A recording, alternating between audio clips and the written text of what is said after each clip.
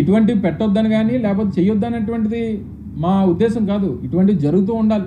ఇటువంటి ఈవెంట్స్, ఇటువంటి partnership summits కానీ, ఇన్వెస్టర్ సమిట్స్ కానీ జరుగుతుండాలి. రాష్ట్రానికి మంచిది, అది వెల్కమ్ చేస్తాం. కానీ చేసేటువంటి దాంట్లో ఇటువంటిది రాష్ట్రానికి ఉపయోగపడేటువంటి దానికి మీరు తాపత్రయపడాలి తప్ప మీ వ్యక్తిగతమైనటువంటి ఇమేజ్ బిల్డింగ్ కోసం దీన్ని ఉపయోగించుకునేటువంటి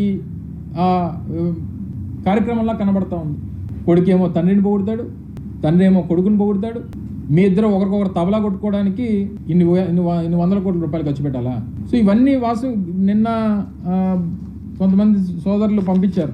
ఏబీసీ బ్రూక్ఫీల్డ్ ఎవరెన్కి దీనికి సంబంధించి 1,10,000 ఇది ఆ రోజు చేసుకున్నటువంటి ఒప్పందం. గత ప్రభుత్వంలో ఎకరన్ ఎనర్జీ గత ప్రభుత్వంలో ఇచ్చినటువంటి పర్మిషన్స్.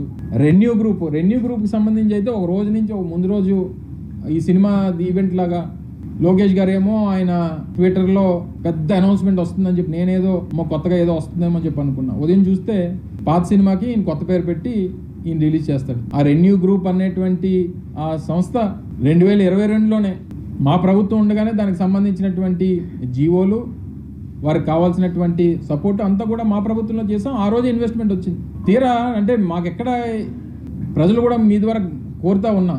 ఆ రోజు మేము ఢిల్లీలో డిప్లొమాటిక్ కాన్క్లేవ్ పెడితే ఇదే సుమన్ సిన్హా గారు, రెన్యూ పవర్కి సంబంధించినటువంటి చైర్మన్ గారు ఆ సమావేశానికి విచ్చేసి రాష్ట్రంలో ఉన్నటువంటి జరుగుతున్నటువంటి అభివృద్ధి గురించి, పెట్టుబడుల గురించి వారు మాట్లాడారు. తర్వాత మళ్ళీ విశాఖపట్నంలో జరిగినటువంటి సదస్సు కూడా విచ్చేసి అక్కడ కూడా మాట్లాడారు. తీరా నిన్న వారు వేదిక మీద మేము రాష్ట్రానికి రాలేదు, 6 సంవత్సరాల తర్వాత వస్తున్నాం అన్నటువంటి మాట కూడా ఆయనే మాట్లాడారు.